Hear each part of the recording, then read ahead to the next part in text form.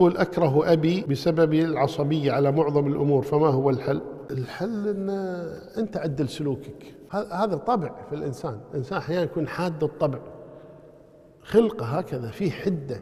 يعني الغضب، يعني أحيانا الإنسان لا يملك نفسه، لكن الإنسان إذا تدين يمسك نفسه شوي شوي، يحاول. يمكن أن أباك لم يجد أحدا ينصحه أو يذكره أو يعظه أو كذا، وظل على ما هو عليه، لكن تكرهه لأجل أمر يعني خارج عن إرادته، ما يجوز. تحمل عصبية أبيك، شو المشكلة يعني؟ لا تفعل شيء يزعجه.